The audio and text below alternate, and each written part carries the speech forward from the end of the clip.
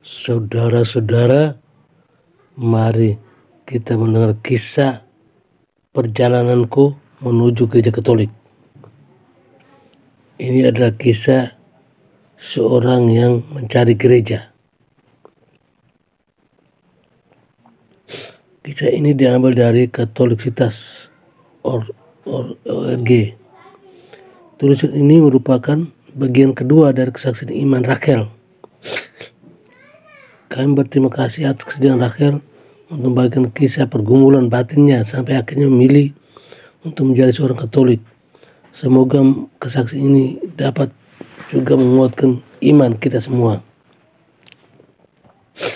Ia membuat segala sesuatu indah pada waktunya. Bahkan ia memberikan kekekalan dalam hati mereka. Tetapi manusia tidak dapat menyelam pekerjaan dilakukan Allah dari awal sampai akhir. Pengkhotbah 3:11. Tak terbayang sebelumnya kalau pada akhirnya aku akan memilih untuk menjadi seorang Katolik.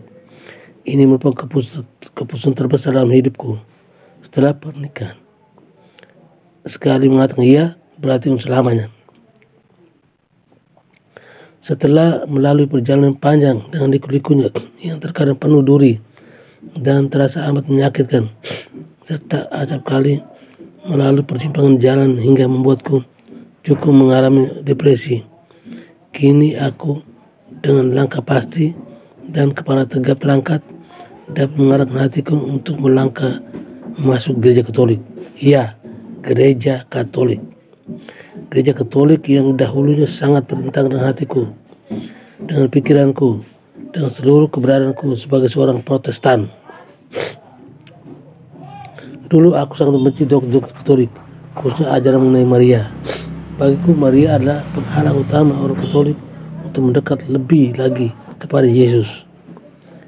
Apapun yang orang Katolik jelaskan, termasuk pacarku sendiri, tentang doktrin Maria, otakku tidak bisa menerimanya. Hatiku selalu berontak dan keras. Bagiku doktrin Maria hanya buatan manusia, karangan paus semata. Salah satu penyebab kebencian terhadap Maria adalah juga karena kegemaranku membaca buku rohani yang berhubungan dengan alam roh. Aku pernah membaca sebuah buku yang ditulis oleh seorang mantan penyihir dari Afrika bernama Mukendi. Di situ dikatakan bahwa ketika Allah mengusir Lucifer dari Firdaus, ia tidak hanya terlempar seorang diri saja, tetapi bersamping pengikutnya, dan para pengikutnya itu tersebar ke berbagai penjuru tempat. Ada yang terjatuh ke dalam laut dan ada yang menjadi penguasa lautan. Kebetulan malaikat penguasa laut ini bernama Maria Marguela. Ia sering mengaku sebagai Maria Ibu Yesus.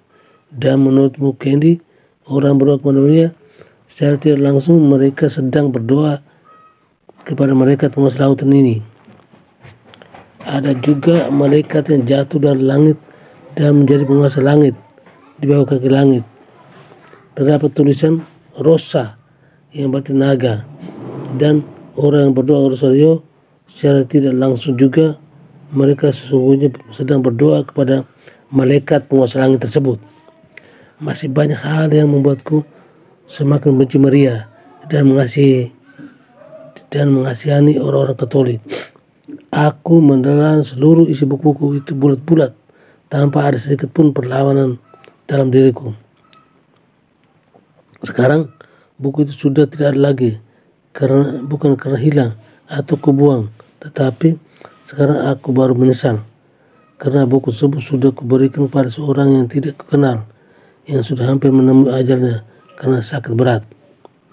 Aku pernah bertanya kepada pacarku yang Katolik, seorang Katolik, kalau memang tujuan dari setiap penampakan Maria itu adalah membawa orang untuk lebih dekat pada Yesus, kenapa tidak sendiri saja yang langsung menampakkan dirinya kepada orang-orang?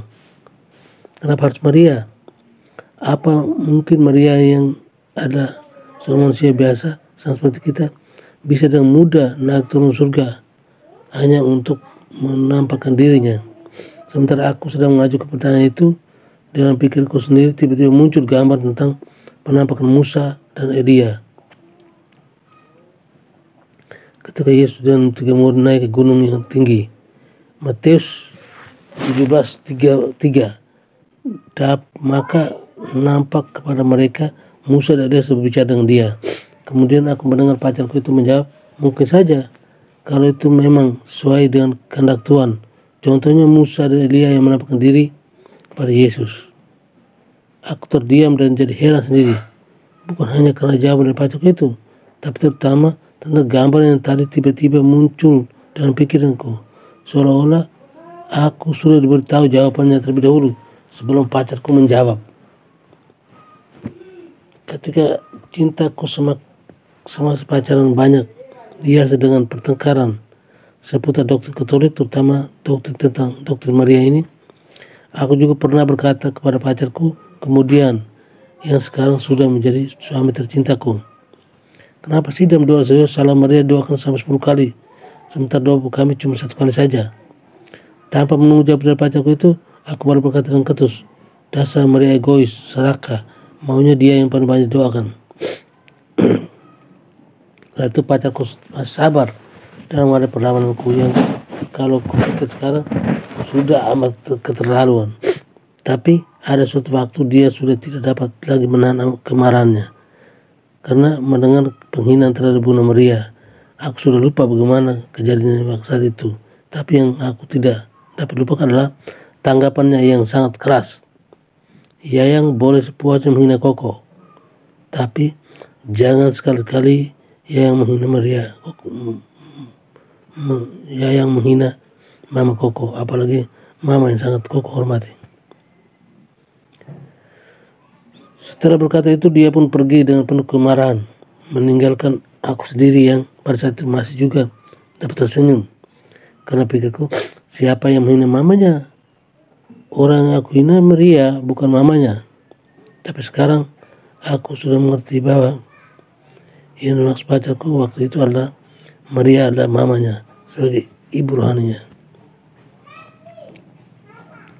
Saat tergantung di kayu salib, Yesus menyerahkan ibunya kepada muridnya terkasihnya Yohanes dengan berkata kepada ibunya, "Ibu, inilah anakmu," dan kepada murid terkasihnya, "Inilah ibumu."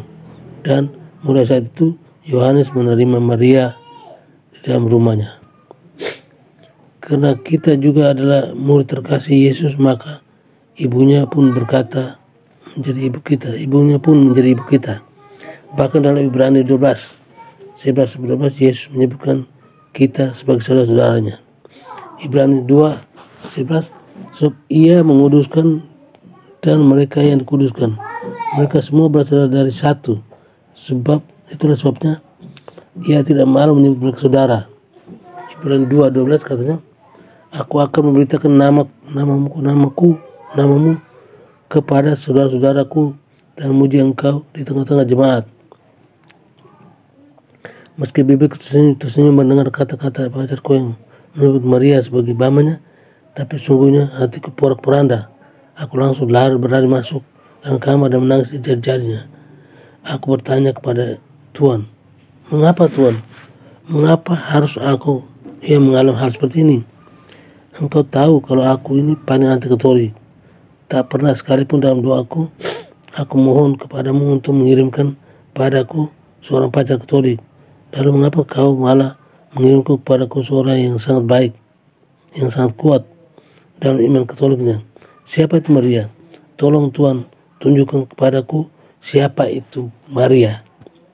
Pada suatu hari, aku melihat sebuah buku dari daftar buku di perpustakaan kantorku. Buku itu sangat menarik minatku. Aku sudah sangat sering mendengar nama dan karya sungguh luar biasa yang dikerjakan tokoh utama dalam buku itu, yaitu Bunda Teresa. Tapi kali ini aku berminat untuk membaca seluruh kisah kehidupannya. Aku sungguh terharu dan kagum menyaksikan kasih yang dinyatakan oleh Bunda Teresa kepada orang-orang kusta di Kalkuta, India. Sekalipun dia tidak pernah mengatakan tentang Yesus kepada orang-orang yang melayaninya, tetapi pada akhirnya banyak dari mereka yang percaya kepada Yesus karena melihat perbuatan dan penuh kasih yang dilakukan Bunda Teresa. Ini barulah kesaksian yang hidup, kesaksian yang sesungguhnya. Aku masih heran, mengapa orang Katolik bisa melakukan luar biasa seperti ini? Mengapa mereka memiliki kasih yang sedemikian katanya, hingga seolah-olah Yesus sendiri yang bekerja dalam mereka dan nampak setiap laku mereka. Aku juga melihat bahwa Bunda Teresa memiliki hubungan yang akrab dengan Yesus. Bagaimana ini bisa terjadi? Bukankah seharusnya Maria menjadi penghalang hubungan mereka dengan Yesus? Padahal Bunda Teresa juga sering berdoa serius. Berarti dia juga memiliki hubungan yang dekat dengan Maria. Lalu apa sebenarnya yang salah dalam buku ini? Setelah membaca habis buku itu, aku duduk termenung. Aku mulai membayangkan perjalanan Bunda Teresa yang pasti penuh perjuangan, melayani orang yang berpenyakitan dan menjadi sampah masyarakat. Bukannya itu saja, perjuangan lebih terasa lagi karena dia melayani bukan di negaranya sendiri, tetapi di negara orang. Oleh karena kasihnya kepada Yesus yang menyatakan kepada mereka yang malang, Bunda Teresa mampu melewati semuanya. Ini penuh dengan kesabaran dan ketekunan. Aku jadi teringat dan perkataan Yakobus dalam suratnya, Yakobus 2:14. Apa gunanya saudara-saudaraku jika seorang mengatakan bahwa ia mempunyai iman, padahal ia tidak mempunyai perbuatan? Dapatkah iman itu menyelamatkan dia? Jika seorang saudara atau saudari tidak mempunyai pakaian dan kurang makanan sehari-hari, dan seorang dari antara kamu berkata, "Selamat jalan, kenakanlah kain panas dan makanlah sampai kenyang," tetapi ia tidak memberikan kepadanya apa yang perlu bagi tubuhnya, apa gunanya itu? Demikian juga halnya dengan iman. Jika iman itu tidak serta ada perbuatan, maka iman itu pada kita adalah mati. Tetapi mungkin ada orang berkata, "Padamu ada iman dan padaku ada perbuatan." Aku akan menjawab dia, "Tunjukkanlah kepadaku imanmu itu tanpa perbuatan, dan aku akan menunjukkan kepadamu imanku dari perbuatan-perbuatanku." Engkau percaya bahwa hanya ada satu Allah saja. Itu baik, tetapi setan-setan pun percaya akan hal itu, dan mereka gemetar. Hai manusia yang bebal, maukah engkau mengaku sekarang bahwa iman tanpa perbuatan adalah imanku yang kosong?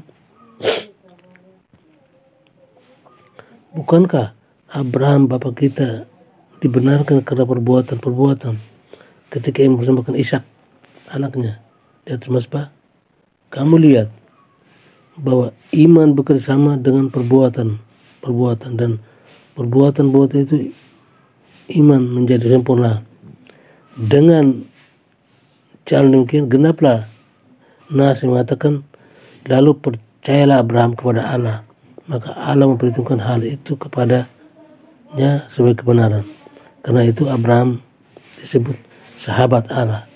Jadi kamu lihat bahwa manusia dibenarkan karena perbuatan-perbuatan, bukan hanya karena iman. Jadi apa gunanya khotbah yang berkobar-kobar jika tidak serta dengan perbuatan yang penuh kasih? Setelah hari itu aku makin penasaran dengan kisah hidup orang Katolik. Aku mulai melirik website yang berbau Katolik di internet, dan aku menemukan kisah santo-santa, orang-orang yang dianggap kudus oleh Gereja Katolik karena teladan hidupnya luar biasa atau karyanya yang telah membawa suatu kesaksian dalam pertemuan iman Katolik. Banyak daftar nama-nama orang santa di sana, tapi aku menemukan seorang santa. Ia membuatku mataku semakin terbuka lebar dan membuat keherananku semakin terjadi. Tak pernah sekalipun kusangka sebelumnya akan menemukan yang seperti ini di dalam Gereja Katolik. Baikku, orang Katolik hanyalah boneka-boneka hidup yang datang dan pulang gereja, bukan karena kerinduan untuk mencari Tuhan, tapi hanya sebatas kewajiban. Mereka pulang tak ada yang bedanya dengan ketika mereka datang. Aku berpikir mereka hanya patuh pada peraturan yang dibuat paus saja. Jarang sekali aku menemukan teman-temanku Katolik yang mengerti Alkitab. Bahkan yang lebih parah lagi, ada juga yang bingung ketika mencari letak dari kitab tertentu dalam Alkitab. Tapi di sini, dalam buku harian santai ini, aku menemukan sesuatu yang sangat berbeda. Sungguh kebalikan sesuatu belajar daripada yang kupikirkan mengenai orang-orang Katolik. Seorang yang begitu akrab dengan Yesus sampai seolah-olah Yesus benar-benar nampak dalam kehidupan sehari-hari di hari-hari Santa ini. Ia melihat dan bicara kepada Yesus seperti ia sedang melihat dan bicara dengan sahabatnya sendiri. Begitulah itu nyata dan alami. Santa ini bernama Santa Faustina Kowalska dan kemudian berperan sebagai Ratu Kerahiman Ilahi. Helena Kowalska dilahirkan di Głogowicz, Polandia pada tanggal 25 Agustus 1905 sebagai anak dari 10 putra-putri pasangan suami istri Katolik yang saleh, Stanislaw Kowalska dan Mariana Babel. Ayahnya seorang petani merangkap tukang kayu. Keluarga Kowalska sama seperti penduduk Głogowicz lainnya, hidup miskin dan menderita dalam penjajahan Polandia oleh Rusia. Helena hanya sempat bersekolah hingga kelas 3 SD saja. Ia seorang anak yang cerdas dan rajin, juga rendah hati dan lembut, hingga disukai banyak orang. Sementara mengembalakan sapi, Helena biasa membaca buku. Buku mana adalah biar hidup para santo dan santa. Seringkali ia mengumpulkan teman-teman sebayanya dan menjadi katekis bagi mereka dengan menceritakan kisah santo dan santa yang dikenalnya. Helena kecil juga suka berdoa. Karena kali ia bangun tengah malam dan berdoa seorang diri hingga lama sekali. Apabila ibunya menegur, dia akan menjawab, malaikat pelindung membangunku untuk berdoa. Iya kakak?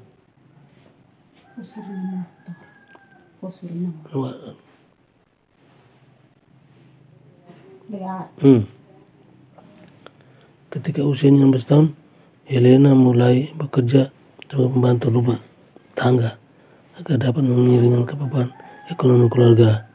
Tetapi setahun kemudian ia pulang ke rumah untuk meminta izin masuk biara. Mendengar keinginan Helena, ayahnya menanggap dengan tegas. Papa tidak punya uang untuk membelikan pakaian dan barang-barang lain yang kau perlukan di biara. Selain itu, Papa masih menanggung hutang. Putrinya mendesak, Papa, aku tidak perlu uang. Tuhan Yesus sendiri yang akan mengusahakan aku masuk ke biara. Namun orang tua tetap tidak memberikan persetujuan mereka. Patuh dan kehendak orang tua, Helena bekerja kembali sebagai pembantu. Ia hidup penuh penyerangkan diri dan mati raga.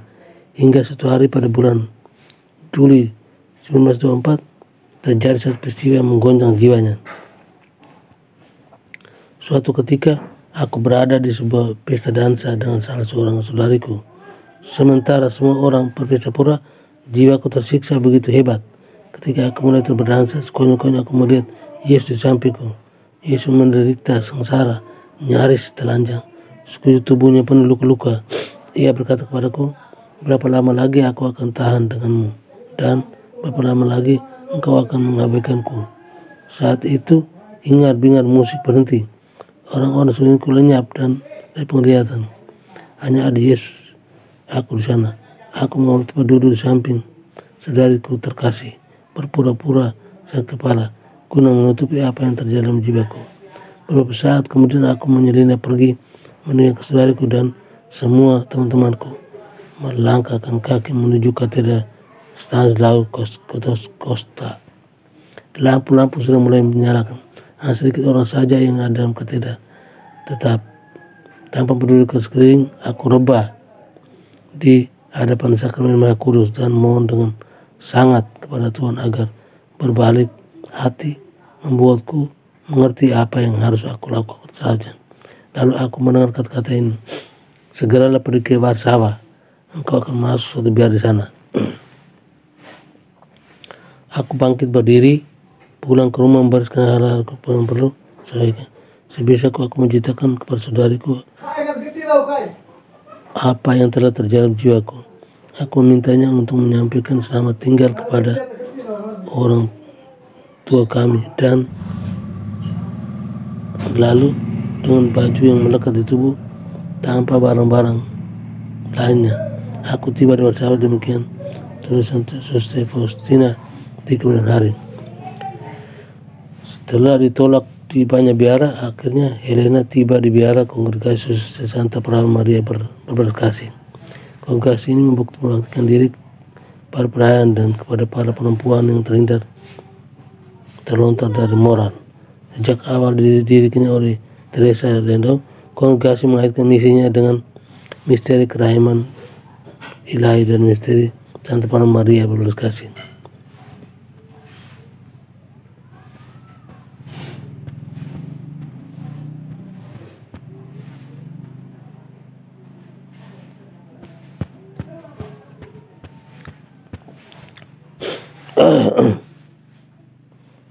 Sejak saat itu aku sudah mengetahui nama apa yang akan kupakai sebagai nama baptisku. Itu Faustina.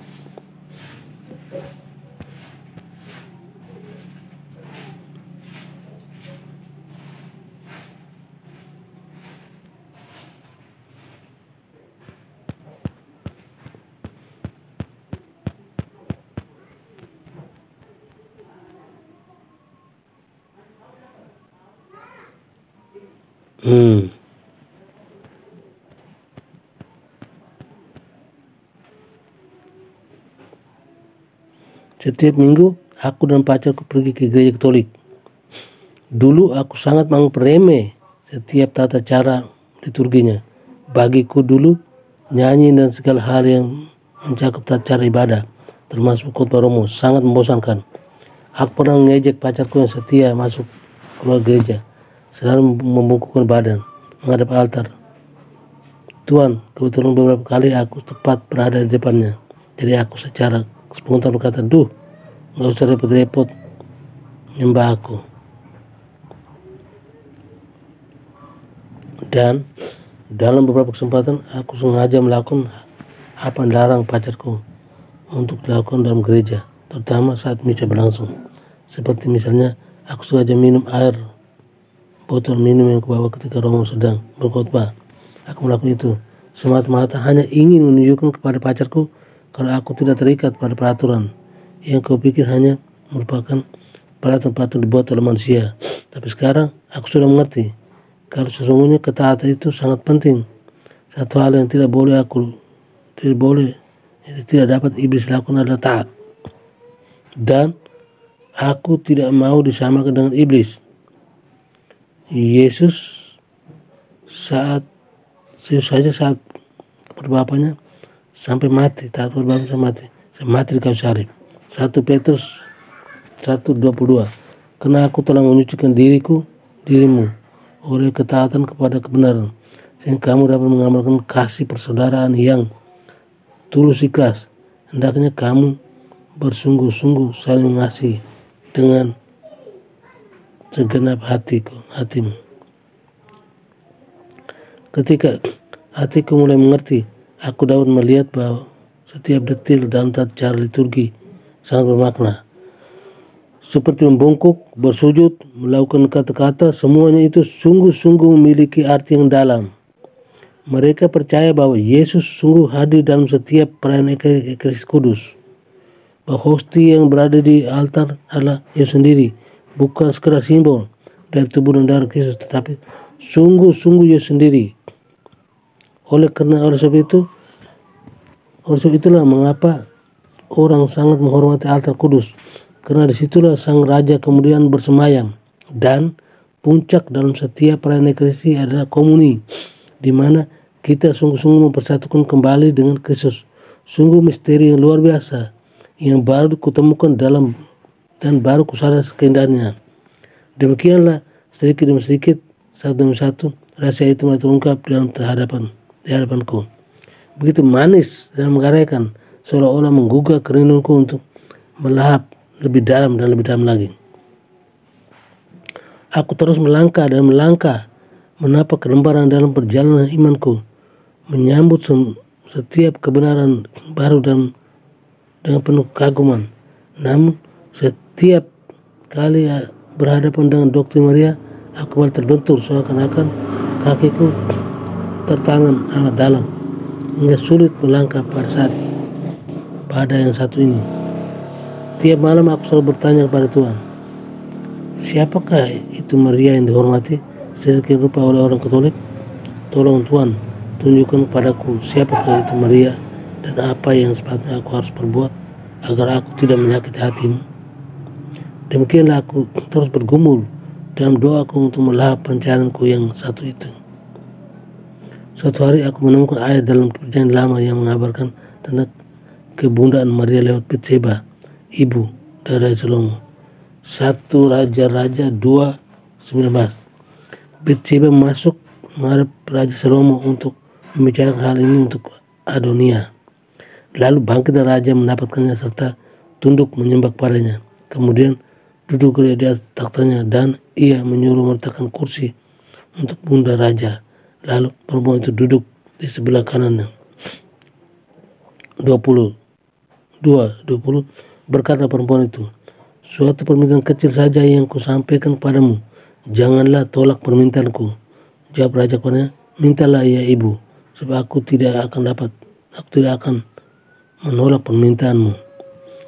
Di sini Bunda Ratu bertindak sebagai perantara permohonan Adonia kepada raja dan sebagai seorang anak kepada ibunya. Raja sangat menghormatinya sehingga ia berkata, mintalah ya ibu, sebab aku tidak akan menolak permintaanmu. Tapi apa yang terjadi pada ayat sesudahnya, bahwa keputusan terakhir tetap berada di tangan raja. Aku mulai mengerti bahwa beginilah orang-orang Katolik memandang Bunda Maria sebagai pengantara doa mereka kepada Yesus Sang Raja. Seperti yang dikatakan Scott dalam bukunya berjudul Hail Holy Queen, bahwa kita adalah satu keluarga besar dengan keluarga kerajaan Allah. Bagaimanapun, Allah sendiri adalah suatu keluarga yang abadi, sempurna. Paus Yohanes Paulus II menyatakan ini dengan baik. Dalam misteri terdalamnya, Allah itu bukanlah suatu kesendirian, tetapi suatu keluarga karena dalam kediriannya ia milik kebapaan, keputraan, dan hakikat dari keluarga, yakni kasih. Karena Allah adalah keluarga yang terungkap dalam Tritunggal Maha Kudus, maka Allah pun ingin menarik kita, orang-orang percaya, untuk masuk menjadi anggota keluarganya. Sebagai keluarga yang hidup, yang utuh, kita hidup yang masih bersiara di bumi maupun di surga, memiliki ikatan persaudaraan erat.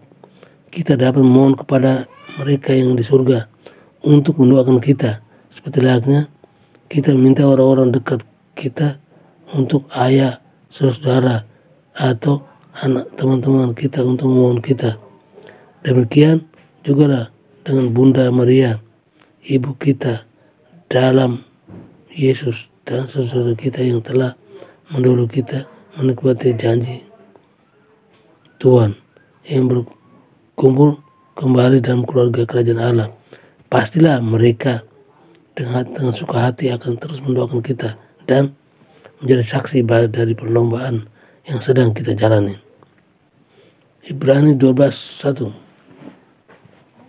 Karena kita mempunyai banyak saksi, bahkan kawan yang melihat kita, mari kita meninggalkan semua beban dan dosa yang begitu menentang kita dan berlomba dengan tekun dalam perlombaan yang diwajibkan bagi kita.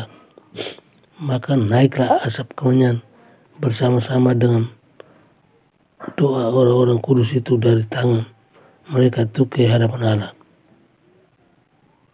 Dalam bukunya, Scott menjabarkan secara terperinci tentang kebundaan Maria beserta gelar-gelarnya. Seperti biasanya, dengan bercermat ia menelitinya dari sisi Alkitabnya juga, di mana betapa eratnya hubungan antara Perjanjian Lama dan Perjanjian Baru.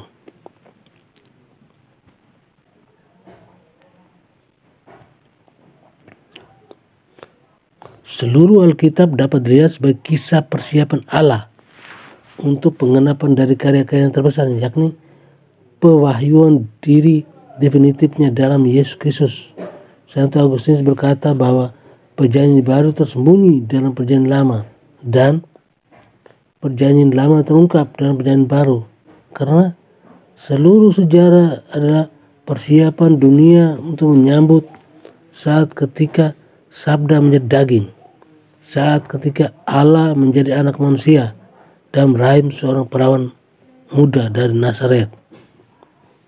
Scott juga mengajak pembicara untuk mempelajari tentang gambaran. Orang Kristen pertama mengikuti cara Tuhan dalam membaca Alkitab.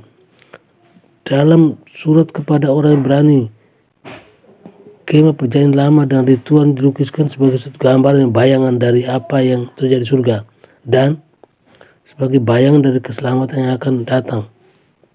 Demikian juga Santo Petrus menulis bahwa Nuh dan keluarga selamat lewat air, dan bahwa ini melambangkan baptisan yang menyelamatkan Anda sekarang. Perkataan Petrus mengancam yang diterjemahkan dengan melambangkan sebenarnya dari akar kata asli Yunani yang dialihbahasakan menjadi tipe atau typify, yang berarti menggambarkan. Santo Paulus dalam suratnya melukiskan Adam sebagai gambaran dari Yesus Kristus. Jadi, apa itu gambaran? Gambaran adalah orang, benda, tempat, atau kejadian dalam perjanjian lama yang pada masa silam sudah melukiskan sesuatu yang lebih besar terjadi dalam perjanjian baru. Dari kata tipe, kita mendapatkan kata tipologi, yakni suatu telaah mengenai gambaran-gambaran tentang Kristus dalam perjanjian lama. Di samping itu, perlu tekankan bahwa gambaran bukanlah simbol fiktif. Gambaran adalah data historis yang sungguh ada, sungguh terjadi. Misalnya, ketika menafsirkan kitab kisah anak-anak Abraham sebagai satu gambaran, Paulus tidak maksud bahwa menceritakan itu tidak pernah sungguh terjadi. Sebaliknya, ia menegaskan bahwa peristiwa itu adalah sejarah, bahkan sejarah yang mendapat tempat dalam rencana Allah, sejarah yang makanya menjadi jelas baru sesudah pengenapannya pada akhir zaman.